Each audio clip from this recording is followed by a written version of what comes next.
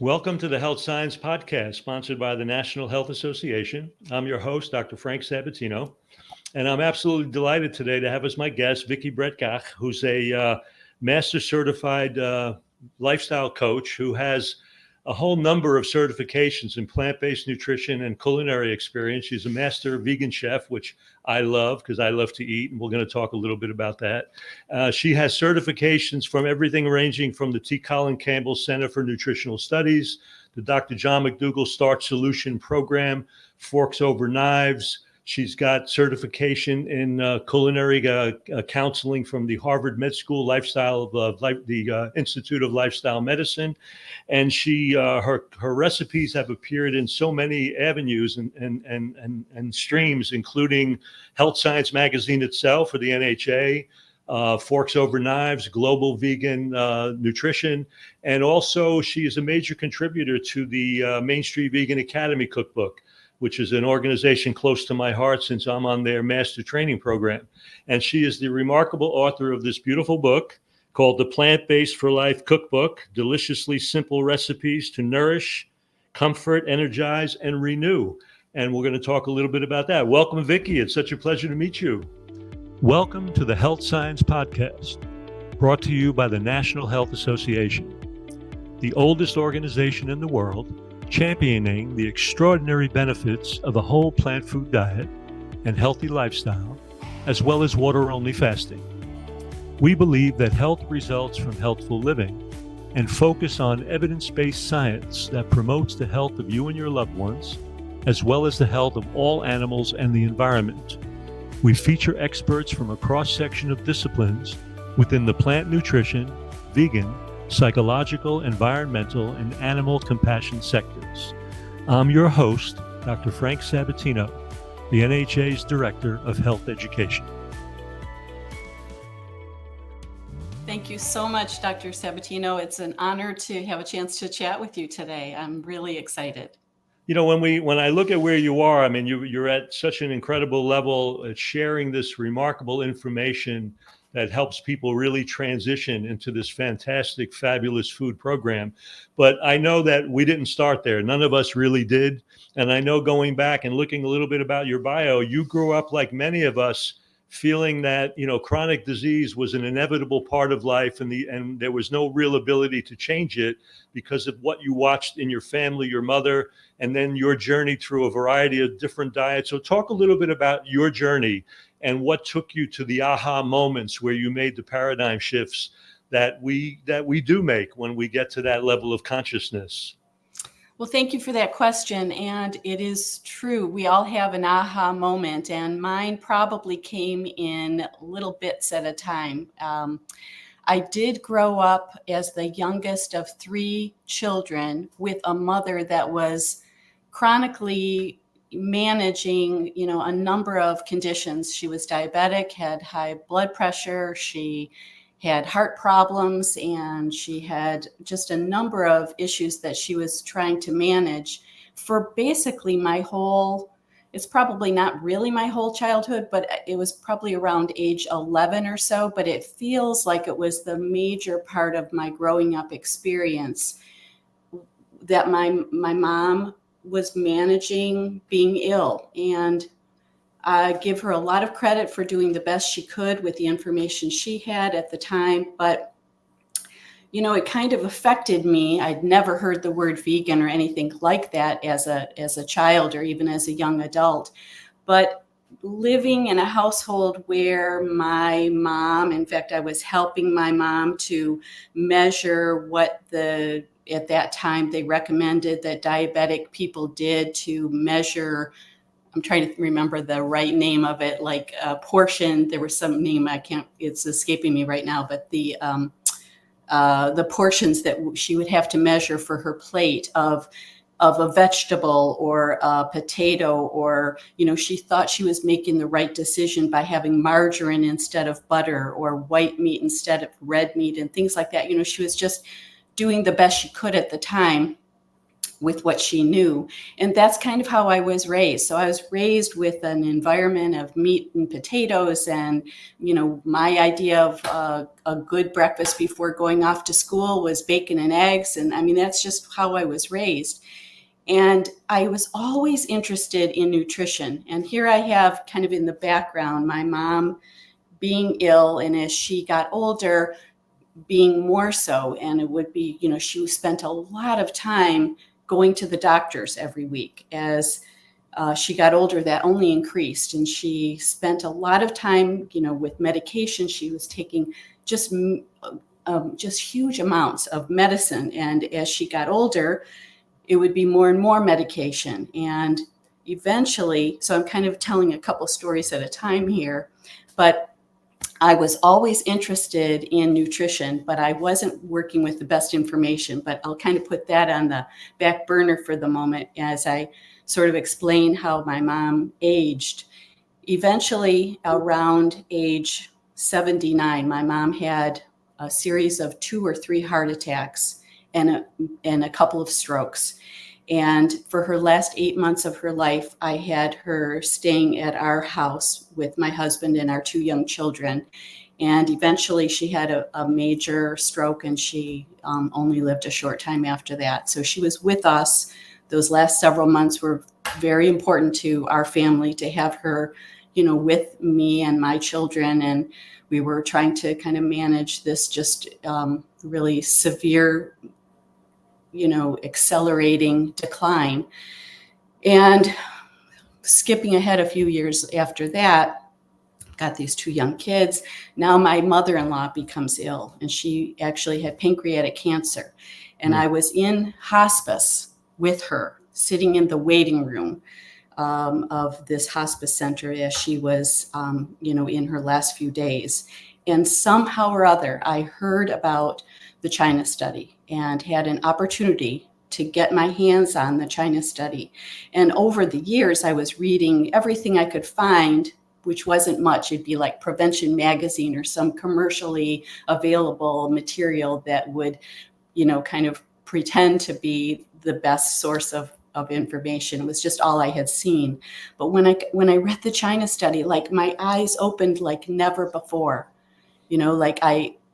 Where was all of this information all my life, is kind of how I felt. And it was so compelling to hear about the connection between animal products and chronic disease, which I just felt like I was surrounded by with this next generation, right? But prior to that, you had gone on rounds of the traditional, like, high protein approaches, right? Like Atkins and South Beach. So what prompted that? Were you dealing with your own weight issues through all of that? Was that what was happening? Okay. Yes. Yeah. And I don't have like a really dramatic story like a lot of people do, where I lost 100 pounds or something. It was kind of just my kids had been born, and I had just had trouble losing that last 10 or 15 pounds. And so I had a friend that I was working with who said, "Oh, Atkins is so great. I've been eating this Atkins thing, and I'm eating hamburgers without the bun. And, it's just great. And I lost all the weight I wanted in 2 weeks," type thing. So I tried that. And after like a week, I literally got a kidney infection, and I stopped doing that. That sort of opened my eyes a little. And It took a little longer till I found the South Beach diet, which kind of resonated with me for a short time. I was on that for, 4 or 5 months, and I lost the weight I was looking to lose, but I kept craving food like potatoes, which are my favorite food. And I kept craving, like, you're not allowed to eat a banana. And there's something, those things did not click for me, that there could be any diet that's good for us as people, as humans, that don't let us eat these foods. They just didn't make sense to me. So, but I kind of put it on the back burner. I'm busy. I'm a mom. I was working. I just thought I was eating healthy if I was eating salmon and Parmesan cheese on my salad instead of, something else. Anyway, I was not making the best choices, but I was trying without a lot of good information to work with, I guess. Right. So then I had a chance to read the China study, and all of a sudden things really, really changed for me. Right. And I will say, although I haven't necessarily, I don't think I've shared this in my book or anywhere else, my brother, who's about 11 years older than me, started to have high blood pressure. And my sister's actually a few years older than me. She became diabetic. And so I started to see the writing on the wall as I'm turning like 40 and starting to see that maybe what my mom was experiencing is now sort of traveling down to my generation. And I had a doctor at the time who said to me something like, I think I said something like, what can I do to avoid getting high blood pressure in the future as I get older? And she said, nothing. It's just, it's in your genes. And so aging is just, aging is hell. I think she said something like that to me. And that was kind of like not exactly what I was hoping to hear. Eventually I switched doctors. And along the way, I found my way to Dr. Brett-Gach, who actually wrote who's the head of lifestyle medicine in one of our major hospitals in Ann Arbor, and he wrote the foreword to my book. And it's a much better match, obviously, to the way what I believe as well. But so I was just trying to kind of balance what I'm hearing, what I'm surrounded by, what people around me believed. I was kind of the only one in my family, certainly, who was starting to think about not eating what we. So your siblings had not made that kind of connection. They were still stuck kind of in the old paradigm themselves when you were making this, when you were making this discovery for yourself. Yeah. So that's hard to watch too. That's hard to watch too, because you know that you've got information that can really help these loved ones really improve their quality of life. And when you watch people not even embracing it or being open to it, it's a difficult thing sometimes to watch. I did that with my own parents. They just never really got the message, never really were able to really, kind of make that shift. And sometimes it's a sadness that you have, because you know that if they could do it, they don't have to live in this kind of pain and dysfunction, Absolutely. And every day it occurs to me that if I had known what I know now, perhaps I could have helped my mom. I think she was kind of open to alternative ways of viewing things. She just didn't have the opportunity to be exposed to this. She was a person who kind of believed in maybe the magic of supplements, or, I think she would have possibly been open to considering changing. I don't know for sure, of course, but my dad, so my mom passed away at age 80 and my dad at age 90. And my dad was like the opposite type of person who really never took care of himself and somehow escaped a lot of problems that most people might expect if they did as little as he did for his health. But my mom, on the other hand, really tried hard, but having, some difficulties along the way that she just never was able to figure out how to work around. But I will say that my brother, before me, discovered Dr. McDougall. And so he was able to reverse his high blood pressure by changing his diet within weeks. And he's never looked back. So my brother is definitely on board, and he doesn't live in my state. We're far apart from each other, but very close. Well, Vicki, hold that thought. I'm going to take just a very short break to hear from our sponsor, the National Health Association. I'm here with Vicki Brett-Gach, who's the author of the Plant-Based for Life cookbook, an amazing cookbook. And we'll be right back. You're listening to the NHA Health Science Podcast. Dr. Frank Sabatino here, encouraging you to check out the NHA membership.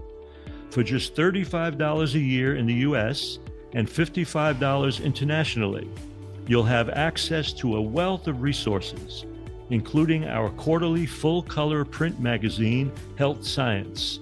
Stay updated on the latest health tools, inspiring stories, and exclusive events like the NHA Conference and plant-exclusive cruises.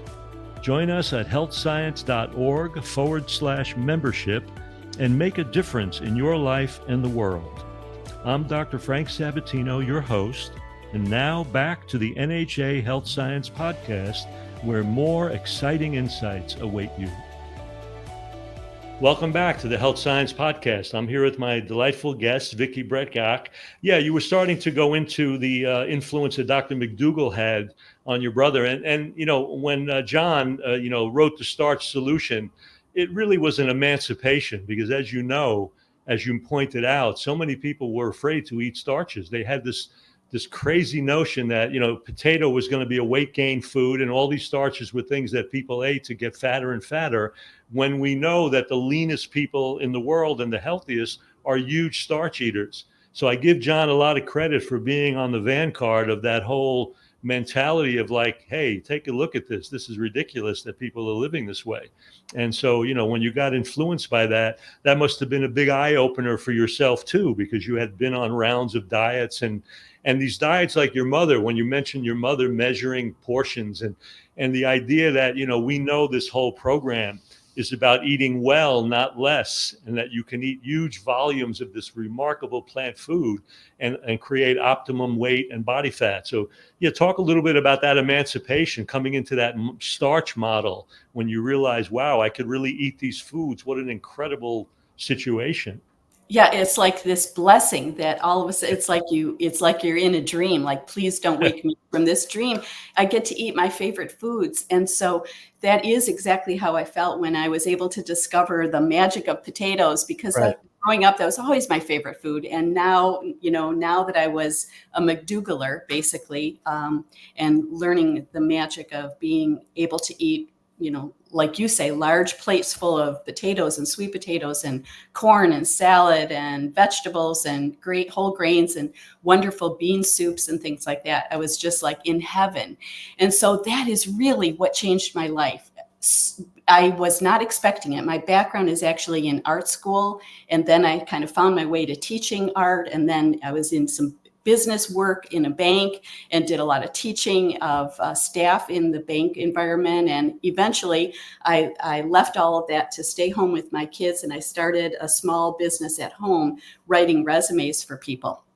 And that's kind of a whole different story as well. But I've got this little writing background, this teaching background, the art background. And now I'm just really focusing on kind of raising my kids. But once I discovered how delicious this food was, I got so excited about experimenting with flavors and with seasonings and combining, different vegetables and just exploring, your palate changes as you start eating real food, literally. And we really change from top to bottom. Every cell becomes different as we become renewed. And I got so excited about it that I just started this passion project of trying to kind of do some outreach in my own community. And so I explored Veg Michigan, which is one of our, major nonprofit organizations that sort of helps to promote healthier eating. And I started teaching for them, teaching at Whole Foods and through a couple of other venues, a local I started teaching at Washington Community College, or local community college, some other places. But over the years, I had a chance to kind of, reach out and share some of this information with local audiences. And it occurred to me, this is about 2012. I probably have been vegan, plant-based, for about 15 years now. But in 2012, I reached out to our local newspaper, which is the Ann Arbor News, and I asked them if they would allow me to create a food column on their food page. Wow. Okay. To do like a recipe column, which I really had no background doing anything like that. I just was so excited. I thought I'd give it a try. And to my shock, they said yes. So they told me, yes, you can do that. You can share a recipe every couple of weeks. And they, gave me software to update, to upload recipes and stuff like that. Well, they asked me to name my column. And so I named it Ann Arbor Vegan Kitchen. And that kind of stuck. So I did that writing of these. Originally, they weren't paying me, but over time, they started to even pay me for these little articles I was sharing with my recipes. And in the beginning, they weren't my own recipes. I was just being inspired and sharing recipes I was making of other people's from cookbooks and crediting them, of course. But over time, I became, that much more excited about it and creating my own versions of recipes and my own combinations of flavors. And eventually, that's what my column was about, my own. Well, Vicki, you're a remarkable inspiration. And I say this for this following reason. A lot of times when people make the move into exclusive plant-based eating, they somehow have this sense that it's about deprivation. And I always laugh at that because the greatest variety of options are in the variety of fruits and vegetables with their colors and their taste.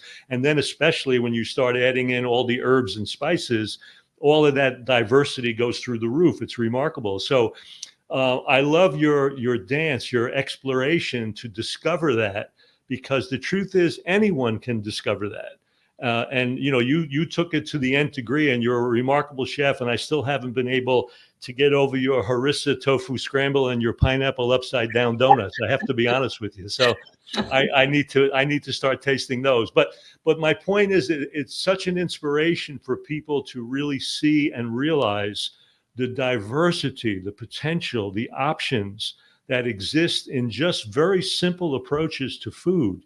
I mean, you've taken it to the nth degree and you share some remarkable recipes, but it's within the reach of all of us.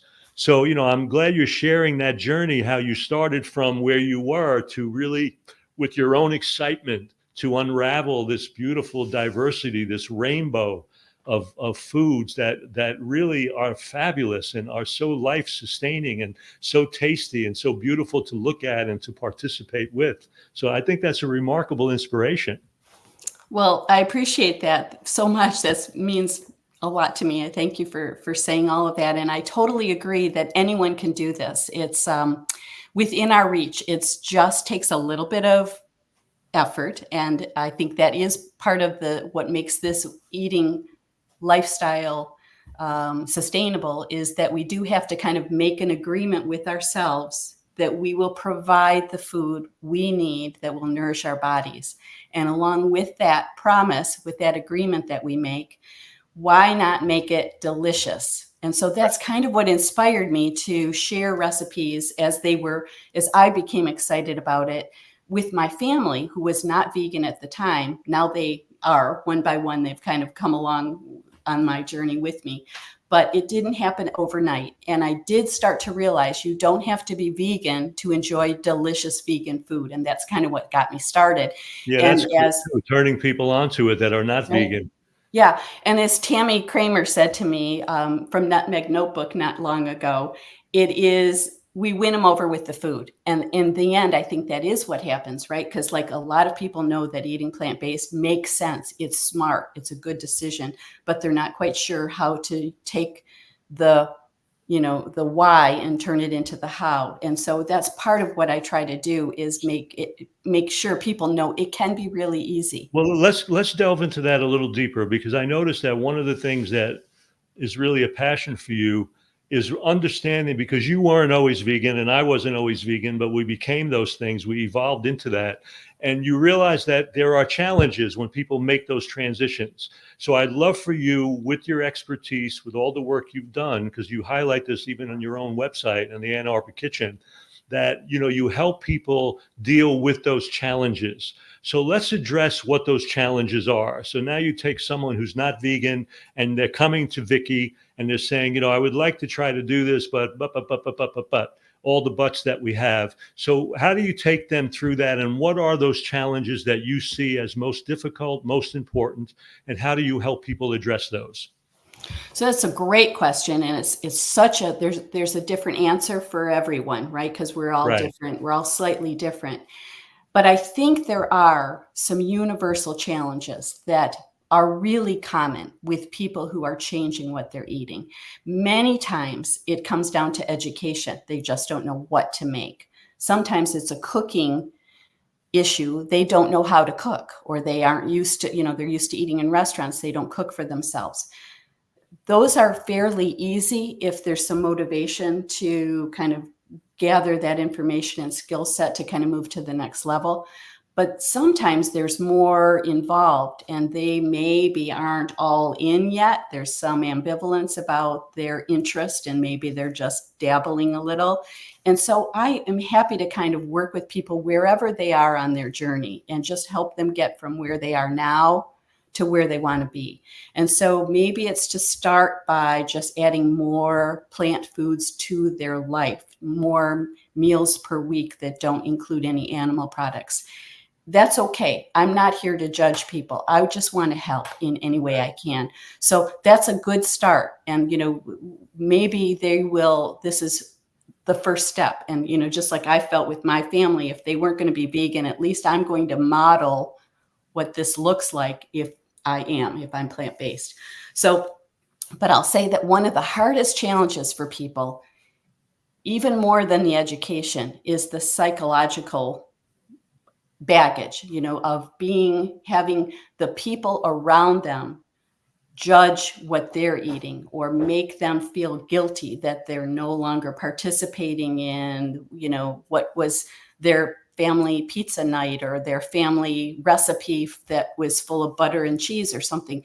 The cheesecake the mother made that was always your favorite. So there's always there's these messages that make people feel guilty that they are trying to take care of themselves. And so I really think it's important. And this is, it just comes down to some really important kind of like I think people need to sort of come to an awareness and a commitment that they're not going to mortgage their health for someone else's, eyebrows being lifted, or, like that they're looking at them sideways, that they don't like what they're choosing. I've been in rooms with people who tell me I'd rather take a statin than not eat a steak or something, Right. I've been around all that stuff too. So, but I think there's something so empowering about taking care of yourself that nothing else can touch. It doesn't matter what other people think.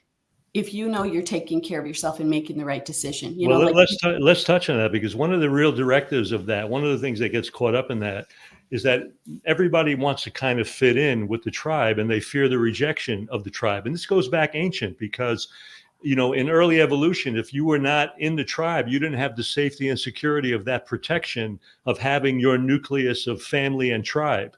And so there's a part of us that wants to fit in. So when we feel like we're not, there's almost that fear of rejection. But I think the point is that there are many tribes. And so the bottom line is, if you don't fit in this one, there's certainly a tribe of people that are doing what we're talking about. And maybe you seek that out. You seek out, some potlucks and other groups that now you can kind of learn from and feel more comfortable with. And I think people need to know that they can expand the tribes that they connect with without fearing that rejection of their immediate friends and so on. And I think get over that psychological block that you talked about, because it's a very important piece, what you said. Absolutely. Is critically important, I think, for people to know that they can feel safe making a choice that takes care of themselves. It's like we're being our own mother, kind of, right? Like, just like when you put some food on and that wonderful feeling of having something that will sustain and nourish you for several days. There's something that's so comforting about having that. And that can be the same comfort you get from making a decision that you're proud of. And I think one of the things we can use as guidelines is the choice we're making today something we'll feel good about later tonight when we look back on what we did today, or tomorrow when we look back on today. If you're not sure which way to go, that can be something that can maybe help with a decision, is knowing in your heart what is the best choice. And so when you say, talking about the importance and the impact that can have on someone when they're making a choice that other people maybe are frowning at, why should we care about that, right? Like, you're right, though. There is something that's so primal about fitting in, and we feel safe. And if we don't fit in, we feel very threatened by that. But as we get a little bit older, I think we can take some comfort in knowing we can be proud of knowing that we're making a decision in our own best interest that maybe isn't popular, but we can maybe model it for and I feel it's about respecting yourself.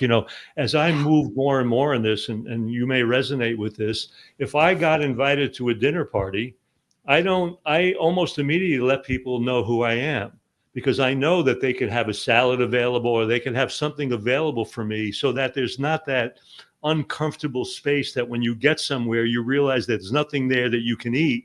and you didn't tell anybody, and now it's very tense, when you could have just been very clear about who you are, get right with that, and have that kind of respect for your path, what you're choosing to do. And I find that in the big picture, that's never really been a problem in the big picture. At first, we think it's going to be such a monumental problem, and in fact, it's not. And then not only that, it even breaks the ice a little bit, where you're saying, yeah, even if you just had a salad and a baked potato, I'm cool with that. That will be great.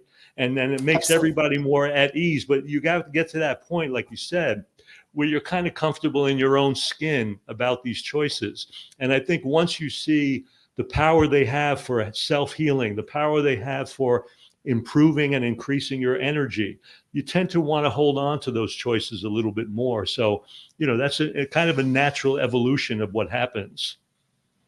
I think that's such a great point about the energy, because the energy you get from eating real food is so thrilling, especially if you're a person who didn't realize that maybe you were having some fatigue or you were having some digestive issues that maybe you never even, they weren't severe enough to barely notice. But all of a sudden you just feel so light and energetic and ready to tackle new projects. And I really think it comes down to also living your truth, right? Because and maybe that's something we develop the courage as we get older to begin to do in a way that maybe we feel too much anxiety about doing when we're younger. But I just feel like, and also with kids that are now in their 30s, I feel like it's so important for me to model what I believe is the best choice for my kids to see me do. And that just becomes an overwhelming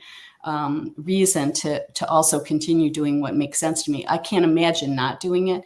But I also think that, I just think that it's so much easier nowadays to be vegan and plant-based than it was a couple decades ago. There's so many, it's on the menu, the words are on the menus at restaurants and people understand what it means now. Maybe not everything, but it has become so much easier that it's also with online communities and things like that, it's so much easier to find a community of like-minded people to learn from and share and get support from. Vicki, And that's part of what I do. Let people know where you are. If they want to find you and learn more about Ann Arbor Vegan Kitchen and you, where do they go? What's the URL that you want to send them to? So it's Ann Arbor, like the city, AnnArborVeganKitchen.com. And you'll find information there about my coaching services and my book and my blog, where I share recipes and lots more about, the teaching that I do for a variety of size groups, all sizes actually, in person and online. I want to talk about that, because I noticed that you do both personal and corporate events and things of that nature. So is all of your work online, or do you do anything in person in Ann Arbor? Do you have anything that people can see you in person, or do you do demos or classes in that regard? I do a lot of demos and classes. I used to do some in-person demos. Now I teach classes in my kitchen or at special events. I have been recently at a couple of different, libraries and bookstores and things like that. Recently doing kind of a little mini tour. But most of the work that I do with teaching is either in person in my own kitchen or online for a number of different groups. And I actually recently had this is probably a couple of months ago, but I've had, Google and the University of Michigan and different groups like that who come in and do team building classes in my kitchen, 10 or 12 people at a time. And so we do those sorts of things. Are there follow-ups where people that come to you, do you funnel them into an ongoing group with you? Like, I know people sometimes have Facebook or Instagram groups where they have their own little community. Do you have anything like that you foster? What I don't have that, but I do respond and welcome people to communicate with me by email. Okay. And so once I meet with someone in person or, in a class, I'm always open to having them share questions with me and kind of be in touch in any way that I can be helpful. And lots of times one of those events will lead to working with someone for longer as their coach, helping them transition to a plant-based lifestyle. Vicki, you're such a wellspring of information and such a resource. I'm thinking that you probably have a variety of doctors and other people that don't have the time to kind of do what you're doing, that kind of seek you out and refer people to you. Would that be true to say that? That is true. And I do some work with the lifestyle medicine program at St. Joseph's Hospital in Ann Arbor. And also I've done some at U of M as well. And so I am always delighted to have a chance to work one-on-one or in larger groups. I had a chance to be part of a couple of pilot programs where, in fact, Dr. Brett-Gach was leading these programs in Ann Arbor for staff and for patients. 4 and 6 weeks, 6 and 8 weeks, I can't remember which, but it was right before COVID, where he had groups of 25 to 40 people in Wow. these groups. And I had a chance to be the person teaching them how to cook and preparing dinner for them at the hospital. So that was really fun. And literally all the people who were compliant got off their medications. It was just thrilling. But Yeah, of course, that's not beautiful. everyone was compliant. And so not everyone had the same No, results. it's a remarkable thing. And let's talk about that a little bit, because, we see movies like Game Changers and movies of that kind. And of course, that focused on the performance of high intensity athletes to a great extent. To me, that's not really the game changer. Those already are pretty trained people. The real game changer is when you look at people of a certain age, like you and me, and a lot of people in our audience, to realize that they can break out of the bonds of ageism in this culture. Because as you know, people have this sense that when they hit a certain age, certain amount of breakdown and chronic disease is supposed to happen.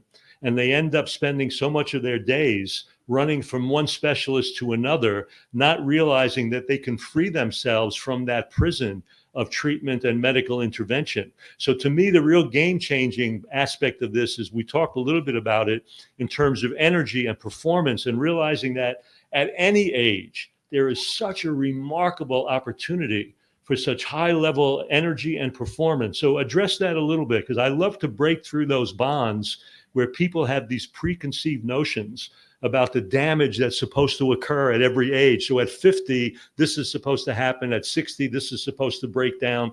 And they program their minds and their bodies and their whole lives with that kind of mindset. Let's talk a little bit about that, because this whole approach that we're talking about frees you from that. It's an emancipation from that. Absolutely. It's an emancipation. That's exactly right.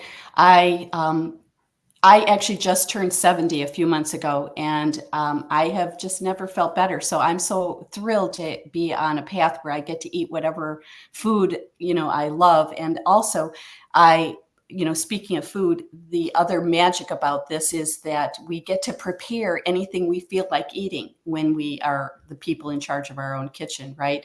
But in terms of just kind of like throwing those old ideas about aging out the window, I think we're never too old to learn how to improve our health and to get busy working on doing our very best with all of the best decisions we can make, because no one will do it for us. It's really the only, the thing we do have control over there. I mean, we don't always know what's in the future. There's things we can't control. But what we do know is that we can do our best to make, the choices that will reduce our risk for chronic illness in the future.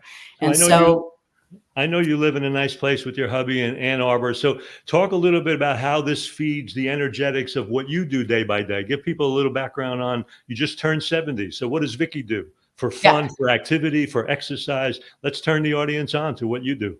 Yeah. So I walk 2 miles every day, and I do take a yoga class once a week and a pranayama class which is breath work once a week.